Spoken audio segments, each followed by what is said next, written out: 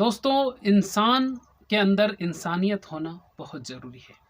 अगर व्यक्ति के अंदर इंसानियत है तो वो आप मान सकते हैं कि वो ईश्वर का एक दूत है, अगर इंसानियत उसके अंदर है तो। और अगर इंसानियत नहीं है तो लोग कहते हैं कि वो तो बंदर की जात है, वो तो बंदर है, सुधरेगा नहीं, ऐसा लोग कहावत में कहते हैं।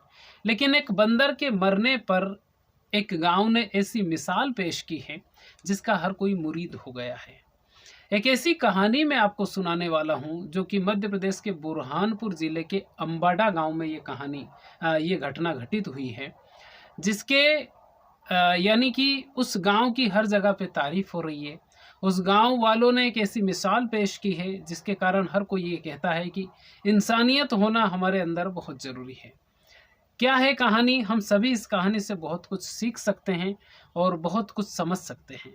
नमस्कार, मेरा नाम है मोहन अहिरवार और आप देख रहे हैं खबर तमारी इंडिया का यूट्यूब चैनल।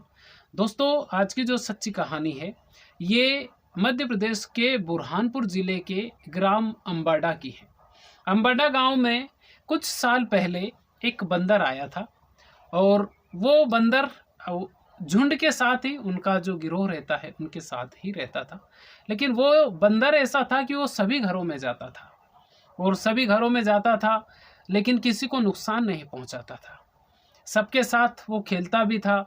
हनुमान जी के मंदिर में रहता था, मंदिर के ऊपर जाता था, गांव में मतलब पूरे घरों में वो घूमता फिरता था, लेकिन किसी को भी नुकसान नहीं पहुंचा था। लेकिन आज से 10 दिन पहले, 10 या 11 दिन पहले उस बंदर की किसी कारणवश मृत्यु हो गई।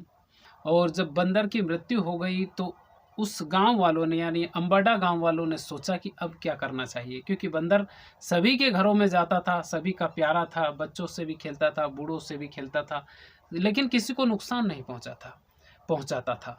अब जब उस बंदर की मृत्यु हुई तो पूरे गांव वालों ने मिलकर एक, यानी कि जैसे इंसान की कैसे अर्थी सजाते हैं वैसे सेम उसकी अर्थी सजाई गई, उसका दाह संस्कार किया गया। 3 दिनों के बाद में उसकी फिर जो सारी, जिसे हिंदू रीति रिवाज में बोलते हैं कि शमशान में जाके उसकी सारी सोरी गई। और उसके बाद में 3 दिन के बाद में, मतलब 3 दिनों के बाद में फिर उसका तीसरा किया गया। उसके बाद में 10 दिनों तक उन सभी गांव वालों ने उसके नियम पाले। जैसे हिंदू धर्म में ये होता है कि व्यक्ति जूते नहीं पहनता है जिस घर के सदस्य की मृत्यु हो जाती है। तो हमारे यहाँ पे तो ऐसा रीति रिवाज है कि उस घर के जो सदस्य होते हैं वो जूते नहीं पहनते हैं और दूध वाली चाय नहीं पीते हैं। तो सेम जो नियम है उन गांव वालों ने भी फॉलो किया और 10 दिनों तक लगातार उन्होंने उस नियम का पालन किया। जैसे इंसान की मृत्यु होती है तो कैसे पालन किया जाता है, सेम उन गांव वालों ने उस बंदर की मृत्यु होने पर वैसे ही नियम पाले। 10 दिन बीत जाने के बाद उन गांव वालों ने, जैसे हिंदू रीति रिवाज में जिस घर के सदस्य की मृत्यु होती है फिर उनसे छोटे जितने भी लोग होते हैं उनका मुंडन किया जाता है, यानी कि ये जो बाल होते हैं ये निकाल दिए जाते हैं रीति रिवाज के हिसाब से। और जब बाल निकाल दिए जाते हैं तो फिर उसका जो रात में जो क्रियाक्रम की जो प्रक्रिया होती है वो किया जाता है। सेम उन गांव वालों ने वैसा ही किया। 15 लोगों ने, बूढ़ों ने, बच्चों ने, जवान ने, सभी ने मिलाकर 15 लोगों ने उस बंदर के लिए अपने बालों का दान किया, यानी उन बालों को निकलवाया, मुंडन करवा लिया। मुंडन करवाने के बाद में फिर कैसे मृत्यु भोज दिया जाता है वैसा मृत्यु भोज दिया गया। बताया जाता है कि 1000 लोग उसमें शामिल हुए थे। खाना वगैरह पूरा खिलाया गया और जब खाना खिला दिया गया फिर उसका जो पूरा जो रीति रिवाज, जैसे कैसे हिंदू रीति रिवाज में 12वां 13वां करते हैं, यानी 12 दिनों के बाद में उसका क्रियाक्रम किया जाता है। कुछ लोग 13 दिनों के बाद में क्रियाक्रम करते हैं। सेम बंदर की मृत्यु पर उन लोगों ने 10वां जब दिन हुआ तो 10वें दिन में फिर क्रियाक्रम किया गया। अब आप इस कहानी को सुनने के बाद आप मुझे कमेंट करके ये ज़रूर बताइएगा कि गांव वालों ने सही किया या गांव वालों ने गलत किया।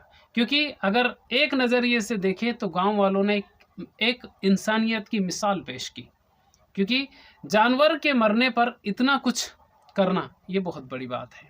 पूरे गांव वालों ने मिलकर ये किया। और एक कहानी और भी मैंने ऐसी सुनी थी जो कि एक गांव की ही थी, उसमें भी सेम चीज़ उन लोगों ने की थी।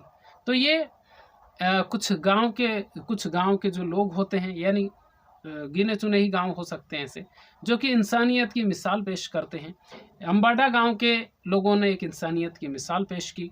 बंदर के मरने पर उन्होंने एक सबूत पेश किया कि इंसानियत अभी भी जिंदा है। आज की कहानी बहुत छोटी थी लेकिन बहुत अच्छी थी। इस कहानी को सुनाने का मकसद किसी के दिल को ठेस पहुंचाना नहीं, बल्कि आपको जागरूक करना है। ये वीडियो आपको कैसा लगा आप हमें कमेंट करके ज़रूर बताइए। चैनल पर पहली बार आए हैं तो चैनल को सब्सक्राइब जरूर कर लीजिए। खुश रहिए, अपने माता पिता का ख्याल रखिए। और अगर आपके घर में आपके दादा दादी हो तो अब उनके पास आप कम से कम 24 घंटे में 1 घंटा आप उनके पास ज़रूर बैठिए, क्योंकि ये जो बंदर की कहानी है, सेम हमारे घर के जो बड़े बुजुर्ग होते हैं वो हमारे बच्चों को, हमें एक ऐसी शिक्षा दे सकते हैं जो किसी स्कूल, कॉलेज या यूनिवर्सिटी में नहीं मिल सकती है। उनके पास बैठिए, अगर वो आपसे दूर है तो उनसे बातचीत कीजिए, उनसे कुछ सीखिए, क्योंकि हमारे घर के बड़े बड़े जो बुजुर्ग होते हैं वो एक बरगद के पेड़ की तरह होते हैं, जो चाहें उनसे आप ले सकते हैं। तो खुश रहिए। बहुत बहुत धन्यवाद आपका।